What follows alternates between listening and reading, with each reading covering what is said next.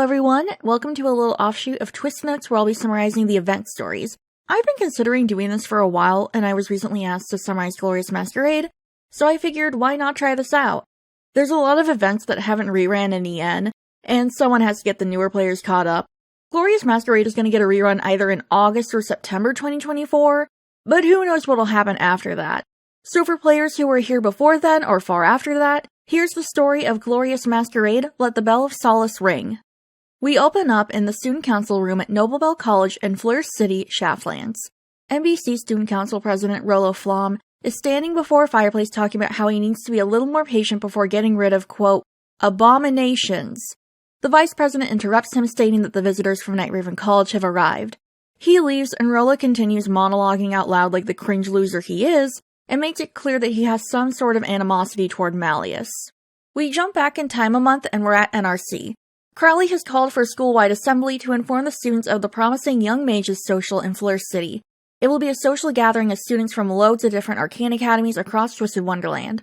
Crowley initially thought it beneath NRC to go, since he thinks they're better than everyone else, but the organizer, Rolo, buttered Crowley up to get him to agree to send students.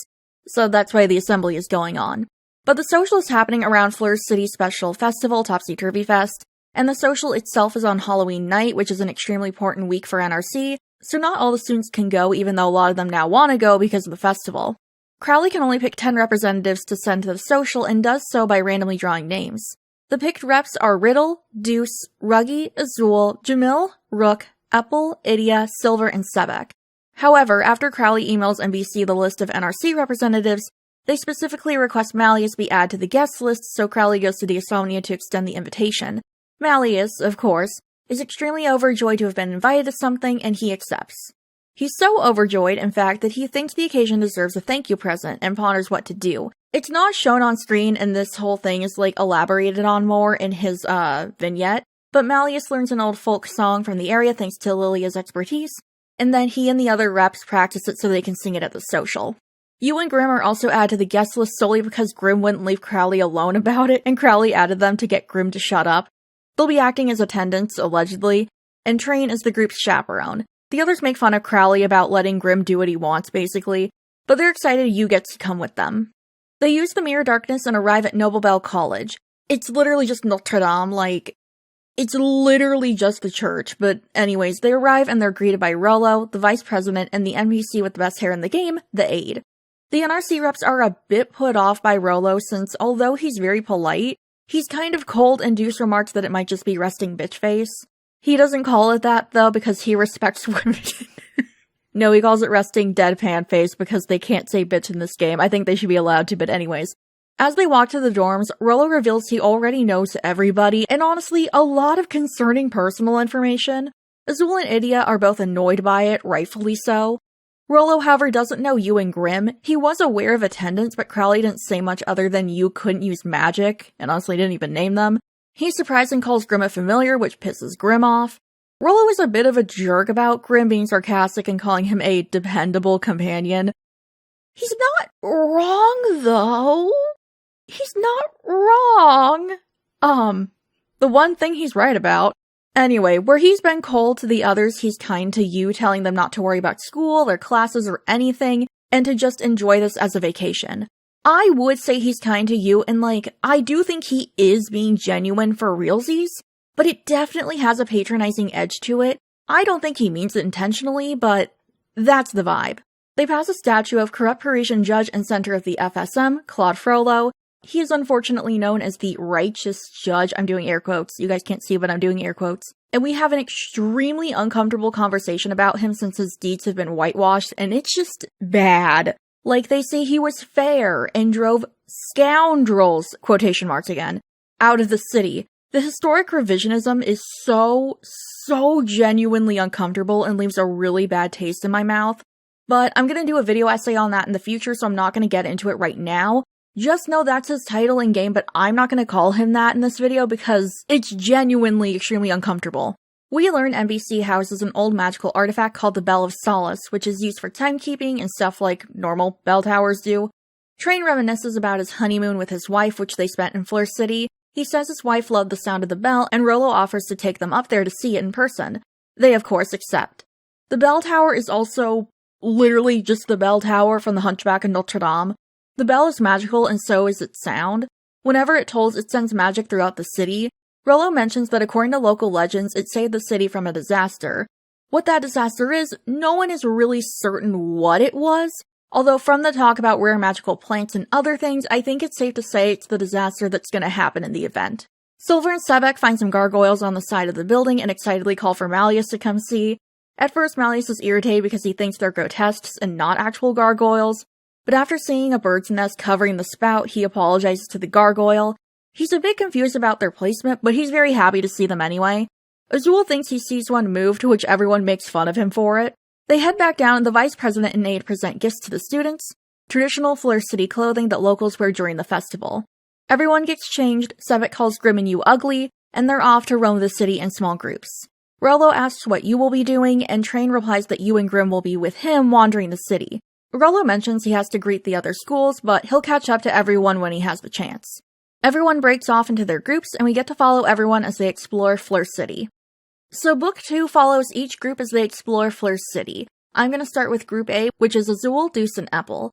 They go get some food, Rolo catches up to them and takes them to a bakery he likes. He suggests they have croissants and lies to their faces, saying he only has them on special occasions, when we all know from his personal story that this motherfucker eats 2 croissants and 16 grapes for every single lunch. Anyways, the guys love the croissants and Apple and Deuce want to get more. Azul clearly wants more and the two encourage him to get another, but he says he prefers to be careful about food intake and that the area is known for sweet pastries, implying he's leaving room for those. Rolo takes them to a patisserie where they have bell-shaped, fruit-filled macarons. Apple isn't super thrilled about it. They go to a general store to buy some souvenirs. Deuce and Apple are shocked that Azul wants to buy gifts for other people. They find some alphabet blocks and Rolo explains that they're to help children learn words, like real ones, in real life. Rolo mentions that the alphabet used to be taught using, quote, much larger and more complex words, but that was phased out due to it being too difficult. He says it's deplorable that it changed. The Catholic derogatory is really coming out with that one. Rolo leaves the group and they go to check out some stalls. They run into Train, Yu, and Grim. They find a stall selling replicas of the necklace that Esmeralda gave Quasimodo, the one that's a map. Again, the true story behind this has been lost, and the stall owner even mentions it's like really more of a thing for locals since the necklaces are so hard to explain to tourists.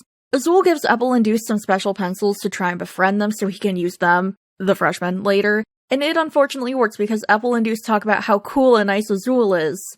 Love them, but god, y'all are dumb. We'll move on to Group Star, which is Idia, Ruggy, Silver, and Rook. They decide to go souvenir shopping first. They find that there's hats outside each store with money in them. Ruggy obviously wants to steal it, which Rolo deters him from doing as he joins them. He explains it's a Fleur City tradition to have hats as cash registers, basically. There's a city watch that does make sure people don't steal, but also, Rolo makes it clear he doesn't like outsiders, which, oof. But also, they're inspired by that cringe bitch loser Frollo to allegedly improve town security during festival times, which big doubt, but I digress. They find some wooden figurines for sale. Ruggy isn't interested until Idia points out that they're fully articulated and could go for a lot of money since, anime nerds do, tend to make large purchases on figurines. Silver's trying to find something for Lilia and mentions he'd like something flashy. Rolo suggests some trick handkerchiefs that produce smoke and confetti. We all know this will end badly for some poor Diasonia student, but Silver buys one anyway. Rolo leaves the group to their own devices, so they decide to go get drinks, accompanied by Train, Yu, and Grim. Rook and Idia decide to treat the group, and everyone has their special little drinky drinks. We finally move on to Group 1, which is Malleus, Sebek, Riddle, and Jamil. Train, Yu, and Grim are with them from the beginning. The group wants to learn more about local history, so Train offers to take them to some historically significant spots that aren't really well known. He takes them down to some paths along the waterway. Train asks them how these are historically significant, and the 3 upperclassmen decide this is a perfect opportunity to bully Sebek, who didn't do any research before the trip. He struggles, but eventually realizes the waterways were once used as hideouts in the past. Train goes on to say that he and his wife stumbled upon the waterways years ago, and then Jamil decides to bully Train, and the others start being embarrassingly naive and invasive about Train and his wife. Grim sneaks off to stare at a barber's pole. They're doing traditional hairstyling for tourists, which Jamil claims is putting wood shavings on people's heads. Grim and Yu start fighting as he tries to put the shavings on Yu. Riddle and Jamil whisper to each other, surprised that no one's noticed there's a literal, prince with them. Malleus overhears and interrupts them, freaking them out. Train decides it's time for him, you, and Grim to move on, and Malleus, because this is the Mally-U event, bids them farewell and that he looks forward to seeing them later. The group runs into a goat, which immediately takes to Malleus. Sebek gets jealous and Jamil rightfully points out how pathetic that is. Rolo joins them and informs them that goats are just sort of there in Flur City. They're considered lucky animals, so like, how some cities have stray cats or like stray dogs that everybody takes care of, Flur City also has goats. Man, I wish I knew what a nice goat was like. I mean, one of my old pet goats was nice, but the other was a shithead and got violent with anyone who entered his pen. Like, yeah, he was awful. Anyway, I'm glad you're dead, Larry. Fuck you. Anyways, Jamil wonders if the goat likes Malleus because it thinks Malleus is also a goat. This pisses Sebek off, but he's not mad at Jamil, he's mad at the goat. Yeah. They go to a fromagerie that Rolo recommends to them, and they have snacky treats. Riddle and Jamil decide to bully Sebek again after he acts all weird and defensive about wanting milk and sugar in his coffee, as opposed to Malleus who has it black. Riddle starts talking about something Sebek did during Equestrian Club, and Sebi tries to cut him off. Malleus says although he wants to know what Sebek is like normally, he's just glad Sebek is making friends outside of Diasomnia. All the groups rendezvous at Topsy Turvy Square, where the festival stuff is going on. Everyone checks out some stalls before the main show starts. They notice that Royal Sword Academy was also invited to the social, with Ruggy calling them preppies as if he's Ebony Darkness Dementia Raven Way. I know it's low-key archaic and hyper-specific, but to be honest, I would classify the RSA guys as socs, since prep is really only used in discussion of alt fashions versus what's considered more like basic and mainstream, or at least it was when I was in high school, but yeah, I don't think they're technically like preps. Because that would insinuate that all of them are like not into alt fashion at all, and I'm like, looking at Chania, like, he probably likes alt fashion, but anyways, semantics aside, the main show is about to start, so everyone takes a seat. Azul and Idia want to sit with Train wants you to sit with them so they can learn more about Twisted Wonderland, and Malleus explicitly says he wants to sit with you. Grim gets mad and says that he has to sit next to you, so Malleus lets him sit between himself and you. Truly their little annoying child. Sebek is mad because he wants to sit with Malleus, but there's no room left, and Grim refuses to move because he's petty, which honestly, I respect in this moment. They either do rock, paper, scissors for it, or draw straws depending on dialogue options, and Grim wins. Like, he wins no matter what. Rolo comes over and asks to join their table, but obviously there's not any room, so they have Grim sit in Yu's lap to make room for Rolo. Sebek gets even more mad and demands to sit in someone's lap, and when Azul points out how dumb that is because Sebek's tall, Sebek then says Azul can sit in his lap, which Azul doesn't want to do. Malleus tells him to accept the fact he lost and to stop bothering them. Riddle is very kind though and has Sebek sit with him. The show starts and a clown using a Clopin puppet tells the story of the kindly bell ringer, aka Quasimodo. History here knows him as a student of Denisha's husband Frollo. He was the... Oh god, okay, let me redo that. History here knows him as a student of Denisha's husband... Shit. Okay, I can do this. History here knows him as a student of Denisha's husband Frollo. He was the bell ringer for the city. Our table starts talking about the disaster again, with Azul saying he couldn't find a lot of information about it. Rolo reveals that no one really knows what the disaster was, but that it, quote, enveloped the city in a shroud hued the same as a fiery crimson lotus. Remember this, because it's unfortunately important. They speculate the disaster might have been a fire, but regardless, a disaster happened and the kindly bell ringer continued to ring bells for the city. The first part of the show ends and the dancers with fireworks spewing tambourines come out. Rolo explains that the dancers aren't mages, but the tambourines are made in collaboration with mages, so non-practitioners can use magic, which he then insults under his breath and calls the festival goers and participants idiots. The group joins in the dancing except Rolo because he's a wet blanket, and Grim decides to make some magic fireworks. The others get onto him, but the locals love it and encourage him to keep going. The other students join in. Rolo complains and tells Malleus that he and the others shouldn't be using magic willy-nilly and get everyone excited. They have exceptional powers, so they should be wise with how they use it. He's also implying that using magic like this gets people excited, which is bad. Like, they shouldn't like magic. They shouldn't be, like, stoked to see magic. Malleus uses this argument against him, saying that because he has exceptional powers and it makes others happy, he should use it to continue to make them happy. Malleus tells Yu to come join him as he moves to another part of the festival, but Rolo stops them for a moment. He's trying to gauge how Yu feels about magic. He says magic is a troublesome thing and that he feels bad for Yu having to be around what he perceives as dumb mages. He says that the world would be better without magic, and surely Yu agrees with him or has thought about a world without magic. They have two responses, both of which have different responses from Rolo. Neither are negative about magic on Yu's part, and Rolo's responses are also in the same vein of each other. He laments that Yu is so used to the chaos magic brings and is kind of patronizing. Although, to be honest, I do think he's being genuine, like I said earlier, and I do think he genuinely feels bad for Yu. I don't think he knows Yu isn't from Twisted Wonderland, because I feel like if he did, he would probably be bugging Yu more about, like, oh, what's your homeworld like? You know, like, oh, what's it like being from a world without magic? And being really kind of stoked about that. But because he's not, I genuinely don't think he knows. Like, I think he's genuinely just trying to get, like, Yu's opinion on this, because he's like, can I trust you? Like, can we be friends? I'm gonna do a video essay on them, but, like, that's kind of the vibe that I'm getting from this. After partying until night, the students return to MBC, where Rolo has called for an assembly. As they wait, the bell of Solace rings again, confusing everyone since it had rang, like, 20 minutes ago, and it only rings 3 times a day. Mysterious glowing red flowers rush into the lecture hall, quickly attacking the students. They swarm Malleus, and Sebek and Silver have to fight them off and clear him of the flowers. The flowers completely avoid Yu, which makes Train realize what they are. He tells the students to stop fighting with magic. Chanya and Nej clearly didn't get the memo because after the students stopped fighting, the flowers calmed down for a bit, but the RSA boys try to protect the NRC guys, and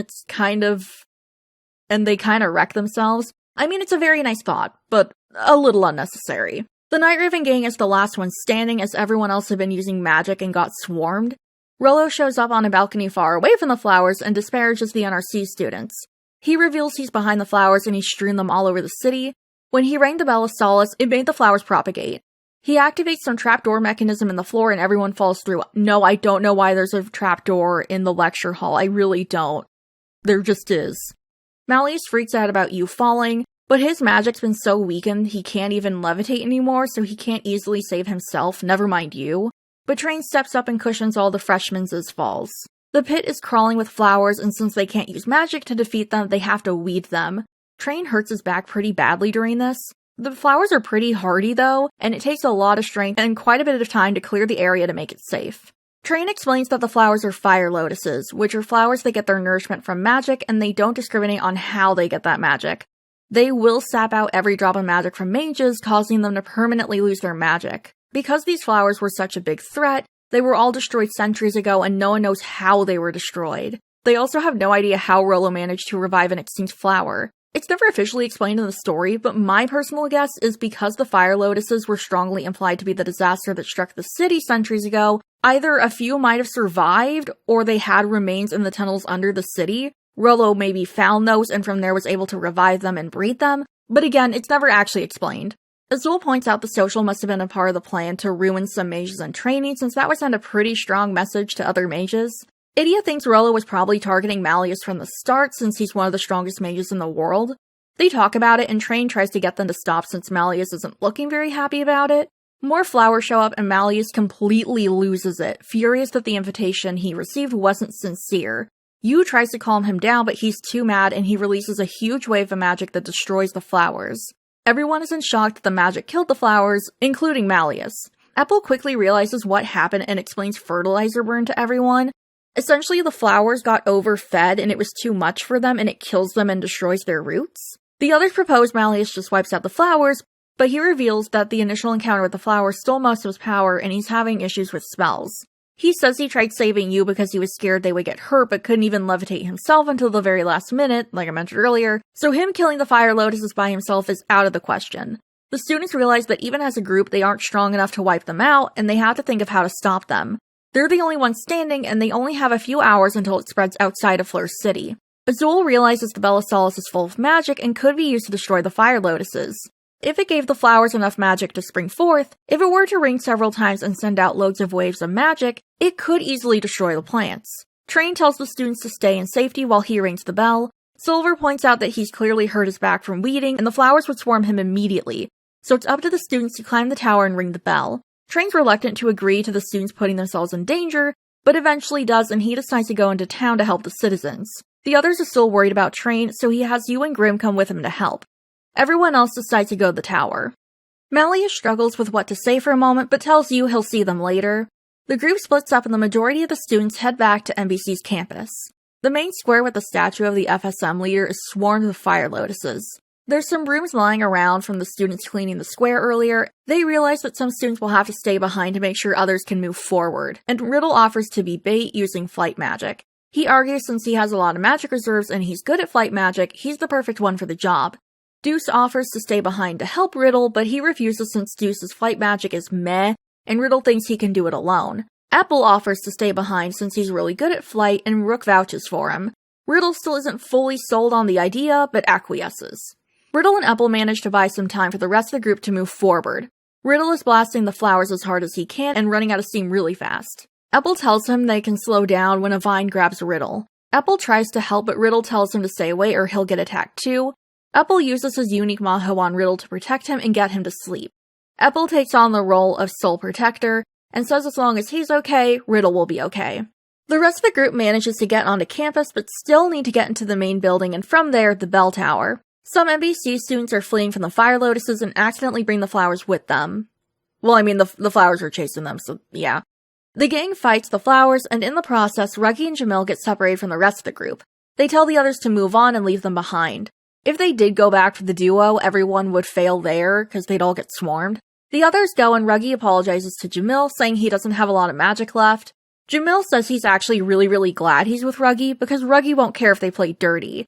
They find some NBC students and use their unique Mahos on them to make them help them fight the fire lotuses, so it's like 4 against fire lotuses. They purposely make the NBC students fight harder, so once the fight ends, the NBC students are so weak they can't run away like Jamil and Ruggy can. Which they do. But Ruggy and Jamil are getting tired.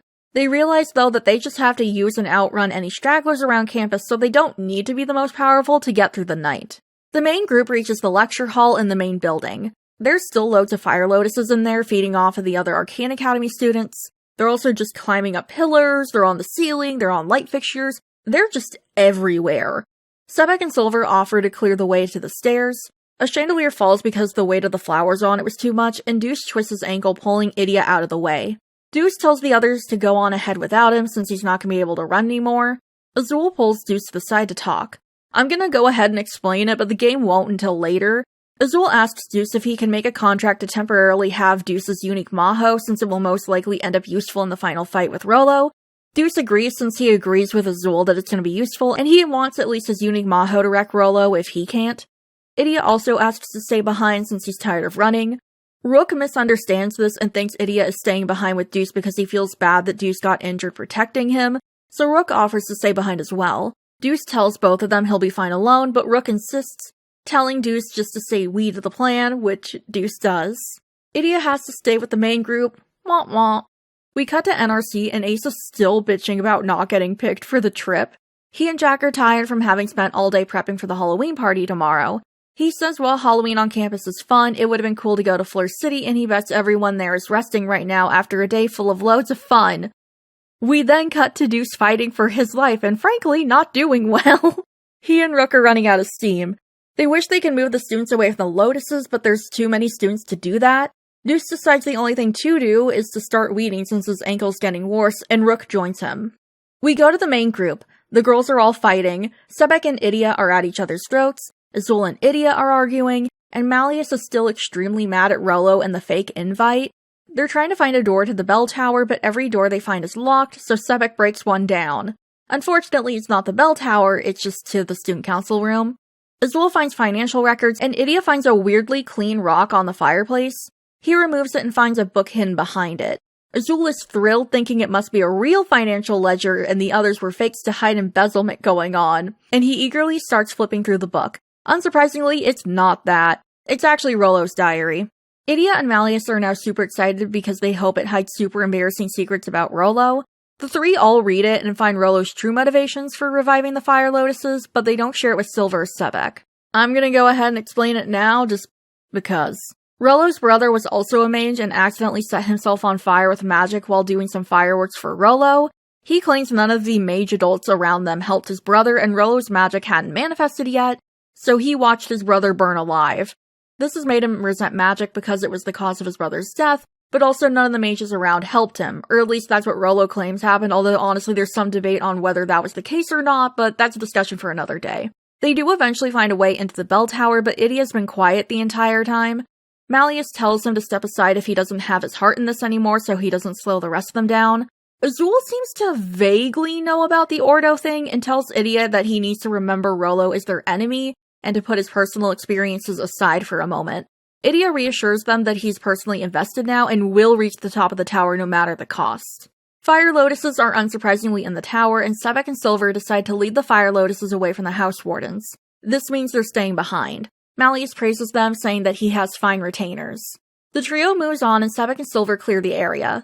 Sebek proposes they have a contest of who can get rid of the most Fire Lotuses. Silver laughs and says he's not sure how he'll calm Sebek down when Sebek loses. They go on and have a friendly little competition. The trio is continuing the climb. Malleus berates Azul and Idia for getting winded climbing the stairs. They look outside and see the flowers are spreading rapidly. Malleus realizes they'll leave Flur City by dawn, and once the flowers get out of the city, the Fire Lotuses will continue to grow and it's game over. The Bella Solace only reaches the edge of the city, so if the flowers get past that, the Bella Solace can only save the city for a short while before Twisted Wonderland gets infested with lotuses. The flowers swarm and Azul destroys them all by overfeeding them magic. He says he'll bring up the rear and that they need to keep going. Idia isn't running fast enough, so Azul tells him to move to the side when they get to the next floor, and Malleus starts pushing Idia to make him go faster. When they get to the next floor, Azul just rips into Idia, telling him it's his turn to bring up the rear and that he's not done anything for the group since they set off, which honestly, yeah, that is correct. Idia agrees to help out and uses the handkerchiefs he bought earlier as bait for the Fire Lotuses. When they had some downtime, he essentially messed with the ones he bought for Ordo, and in addition to giving them different, sounds and light patterns, he increased their capacity so now they're 100 times stronger. So these will be good bait for, drawing the Fire Lotuses away from them. Rolo somehow hears the Fire Lotuses moving and realizes the NRC guys are climbing the tower to stop him. I don't know how he heard them, he's just weird like that. He thinks they should just give up and allow themselves to be cleansed of sin. Okay, girl. Okay. They're getting close to the top, and Idia barricades the entrance to the floor they just got to. They find one of the gargoyles there and are confused why it's down there when it was on the roof earlier. The gargoyle starts talking to them, and Malleus is so overjoyed he short-circuits for a few moments. Azul is vindicated that he was right and did see them move earlier. Once Malleus snaps out of it, he introduces himself. The gargoyle is confused why the NRC students are up there, and they explain everything that's happening. The gargoyle already knew about the Fire Lotuses. They attacked the other gargoyles and killed them, basically, and this one is the last survivor who managed to flee into the tower for safety. But he's shocked Rolo is behind it since he polishes the bell all the time, and he also cleans the gargoyles when they grow moss. Idia's barricade breaks and the Fire Lotuses swarm. The trio manages to temporarily fight them off. The gargoyle shows them the secret hatch to the top floor, but the Fire Lotuses return and get him. They burrow their roots so deeply into him that the others can't pull the flowers out. Malleus can't do anything either since his magic is too strong and would destroy the gargoyle. The gargoyle tells them to leave him behind and to watch after Rolo now that he can't. The Fire Lotuses sap all of its magic out of it and kill it, basically. Malleus is devastated, but Idia tells them that they need to keep going. He says it was probably only alive because of the constant exposure to the Bella Solace, so it might not be dead. Malleus is still pretty upset, but they all press on. They get to the top where Rolo is waiting for them. They have a very short exchange before going into a fight. The trio is very tired though, and Rolo is pretty strong and also well rested, so they're struggling. Rolo foreshadows Stage and Playful Land, somehow, saying mages are resentful if they don't have a lot of magic, but they get a huge ego if they do have a lot of magic. Idia, tired of Rolo's self-righteous monologuing, is like, yeah, not gonna lie, I think you're projecting. He speculates that Rolo really hates himself for what happened to his younger brother and how he couldn't save him. Rolo is angry and confused how they know about his brother, and Idia's like, yeah, we read your diary. He goes on and hits the nail on the head, saying that Rolo's brother's magic probably manifested really young and how those cases end up being very dangerous because it's like kids playing with knives. Rolo starts shouting at Idia to stop, who doesn't, and we get a trauma flashback to the moment where Rolo's brother died and was screaming for Rolo to help him. Rolo naturally starts having a breakdown and insists he didn't fail his brother, but the mages around them did because they didn't do anything to save his brother. He asks how Idia could possibly know anything about how he feels, and although Idia doesn't explicitly tell Rolo what happened with Ordo, he says that he, quote, didn't ask to be an authority on this subject. He continues, and honestly, it's him talking about it himself as much as it is him talking about Rolo. Idia says he needs to stop dragging other people into this and he just needs to fix himself and not do this to other people, and it's insane and egotistical to be bringing other people into this mess. Rolo screams at him to shut up and that he's not the problem. He attacks again, and Azul takes the brunt of a fire attack for Malleus and Idia. At first, Malleus feels guilty that Azul took such a strong hit from Rolo for him, but Idia reminds him that Azul wouldn't do that out of the goodness of his heart, and Azul has a plan. Azul stands up and is like, "Finally, I was waiting for this!" and uses Deuce's unique Maho to send an incredibly strong blast of magic right back at Rolo. We then get the game explaining Azul and Deuce made a contract. Rolo is knocked down and the others think he's unconscious and are ready to ring the bell. But Rolo gets up, shocking all of them, and for a second scaring Malleus, just because of damn that bitch crazy. Rolo loses it and casts his unique Maho, Darkfire, which surrounds him in magical flames fueled by fear and turmoil, quote. The group fights again. Azul isn't doing well, so Malleus tells Idia to get Azul to safety and he'll face Rolo alone. He does, and he eventually wins the fight. Rolo claims he accepts his defeat, but when Malleus turns to ring the bell, Rolo attacks him with Darkfire flames. But since they're fueled by fire and Malleus is apparently no longer afraid of him, he just walks to the bell and rings it. For a brief moment, we see Train, Grim, and Yu struggling in town to fend off the fire lotuses, but then the bell of Solace rings, destroying the flowers. We go back to the bell tower. Rolo is sobbing and furious his plans were foiled. Idia calls him embarrassing and that he was only doing this for himself. He also points out that Rolo's brother never asked Rolo to do this, and it's shitty to do something so selfish with the diluted justification that his brother would have wanted this. Rolo accepts defeat for reals this time, and says the others can do what they want with him. They make their way down the bell tower and go to check on the gargoyle. He and the others are totally fine now since the Bell of Solace restored their magic and revived them. Malleus is super happy. The gargoyle from earlier tells Rolo that he and the others are there for Rolo and they care about him. He says if Rolo needs to talk about his troubles, they're always going to be there for him. At first, Rolo refuses, but after Malleus glares at him, he humors them and says he'll consider it. They find Silver, Sebek, the vice president, and the aide down on a lower level. The NBC guys passed out after the flowers attacked and just woke up. They were worried about Rolo and have been looking for him this whole time. The whole time of 10 minutes, I don't know. I don't know how big the bell tower is. I'm assuming it's very tall. I don't know how long it'd take to climb it though. Anyways, Rolo tries to come clean about what happened, but Malleus and the others step in, lying and saying Rolo helped them save the city. The NBC students lavish him with praise. Malleus asks them to go help the NRC students in town and on campus back to the dorms, and once they leave, Rolo gloats that he's gonna get off scot-free since they're letting him decide whether he'll tell the truth or not. Malleus says he can lie to everyone, but he can't lie to the Bell of Solace, which he supposedly reveres but was gonna misuse in his plan to destroy magic. This stuns Rolo, and his punishment is revealed to be eternal mental torment over having planned something so awful. Azul, however, tells Rolo not to confess, if he does at all, until after the ball. Rolo is shocked that they still want to have the ball and asks if they really wanted to go, like for realsies, and Malleus is like, yes. Rolo says he'll make sure the ball still happens. Everyone returns to the dorms and sleeps until night. They all get up and get ready for the ball. Everyone chats for a while, and they all wonder how the ball will still be held at the lecture hall since it got wrecked.